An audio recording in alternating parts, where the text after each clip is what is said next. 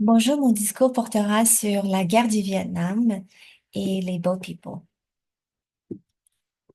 Janvier dernier, j'ai eu l'occasion de visiter le Vietnam lors des célébrations du Nouvel An lunaire ou Tet en vietnamien. J'étais à Hanoï, la capitale dans le nord du pays, et aussi le centre culturel, financier et éducatif du Vietnam. J'ai sillonné son paysage urbain, marqué par la présence de nombreux lacs, de grandes artères arborées, d'une vieille ville marchande parsemée, de nombreux édifices religieux et culturels, de l'ancien quartier français aussi, ainsi qu'une périphérie en pleine expansion. Dans le quartier français, il y a beaucoup de cafés bobos où on peut s'asseoir sur des petits tabourets, siroter son americano tout en regardant le monde défiler sous nos yeux. Dans cet œuvre paisible, difficile de s'imaginer que, moins de 50 ans auparavant, des conflits violents avaient éclaté. Des bombardements aériens incessants de l'armée américaine, des arrosages d'herbicides chimiques toxiques aux êtres humains. On estime qu'entre 1 à 3 millions de personnes ont péri dans la guerre du Vietnam, pris entre les tensions géopolitiques de grands pouvoirs, vestiges d'une autre époque.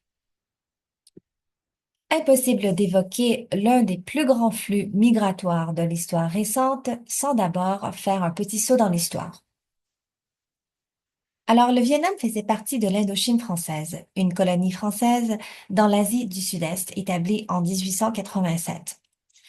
L'Indochine était contrôlée par les Français jusqu'à la Deuxième Guerre mondiale où, comme on le sait, la France a été envahie par l'Allemagne nazie et le Japon a envahi l'Indochine. Ho Chi Minh était à la tête des Viet Minh, une armée communiste qui s'est soulevée contre les occupants japonais. La fin de la Deuxième Guerre mondiale a été pour le Vietnam aussi le début d'un nouveau chapitre. Après la capitulation japonaise en 1945, le 2 septembre, le président Ho Chi Minh proclama la déclaration d'indépendance du pays, marquant la naissance de la République démocratique du Vietnam, avec Hanoï comme sa capitale. Cependant, les Français voulaient récupérer leur colonie et un conflit éclate entre le Sud et le Nord. Cette guerre était une période prolongée de conflit entre 1955 et 1975, une guerre entre le Nord et le Sud du Vietnam. Comme le monde était plongé en pleine guerre froide à l'époque, le Nord étant soutenu par l'Union soviétique et la Chine, et le Sud par les États-Unis et d'autres alliés. C'était le résultat de tensions entre les idéologies du communisme et du capitalisme. Les États-Unis, à l'époque, avaient une peur énorme qu'une victoire communiste au Vietnam allait propager le communisme partout dans la région, et c'est pour cela qu'ils ont envoyé bon nombre de troupes américaines sur le sol. Après plusieurs années de conflit, en 1973, les États-Unis et le nord du Vietnam ont finalement signé une entente de paix et l'armée américaine s'est graduellement retirée. Mais comme c'est souvent le cas lorsqu'il y a une intervention étrangère dans un autre pays, surtout lorsque cette intervention provient des États-Unis, après le départ des troupes, la bataille continua entre le nord et le sud. Il y a eu beaucoup de victimes vietnamiennes qui ont combattu dans cette guerre.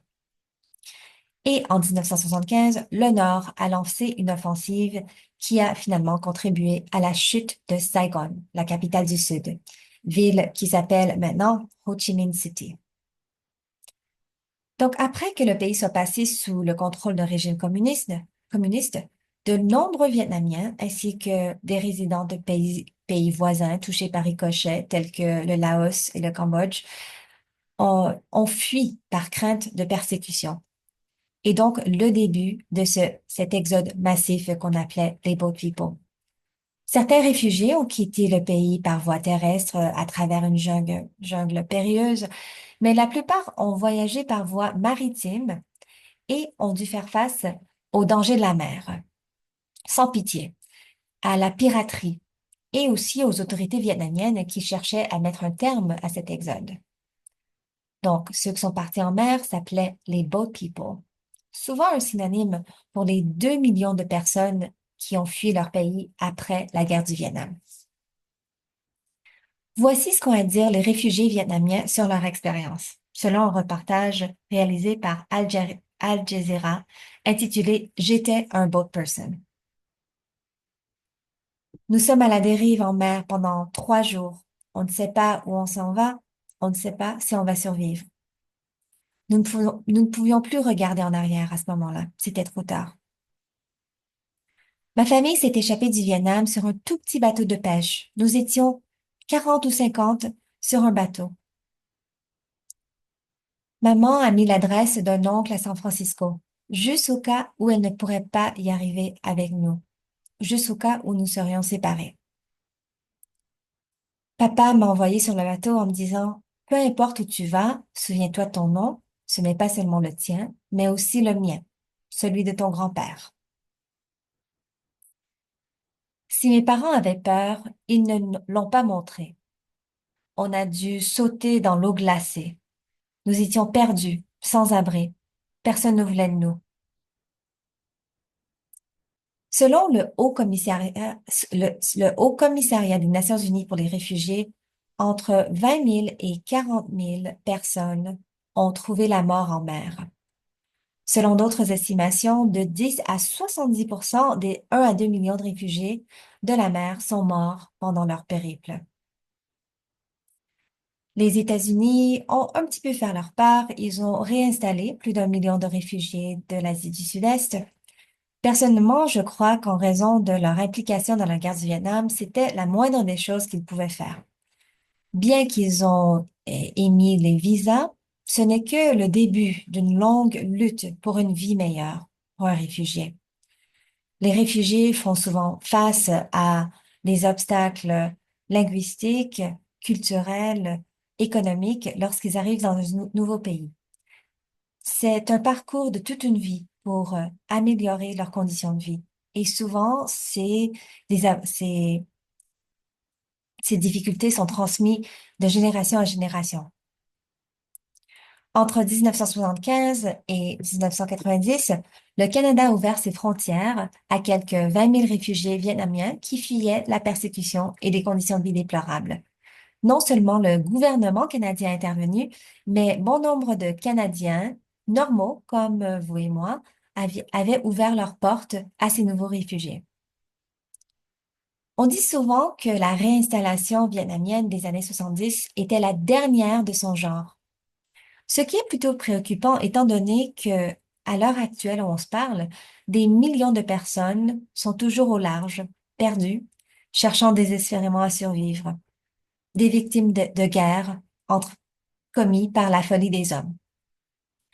Vous vous souvenez de la photo du jeune garçon sur la plage en Turquie, celui qui a brisé le cœur de tous les internautes? Il faut comprendre que personne ne prend la décision de quitter leur pays à la légère. Comment un être humain peut-il être poussé à tenir ses deux enfants, un dans chaque bras, accompagné de ses parents âgés, tout en naviguant un bateau, se lancer dans la mer froide et sans pitié, cheminant vers une destination inconnue?